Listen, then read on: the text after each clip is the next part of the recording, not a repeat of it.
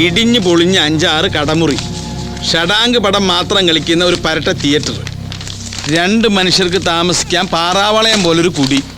തനിക്ക് എന്തിനാ കുട്ടപ്പ ഇതിന് മാത്രം സ്വത്തുക്കള്?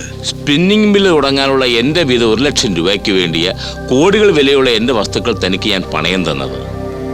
8-10 ലക്ഷം രൂപയ്ക്ക് കൊണ്ട് ഇതെല്ലാം കൂടി പറ്റിച്ചെടുക്കാൻ തനിക്കൊരു മനസാക്ഷിക്കുത്തും ഇല്ലേ ഈപ്പച്ച?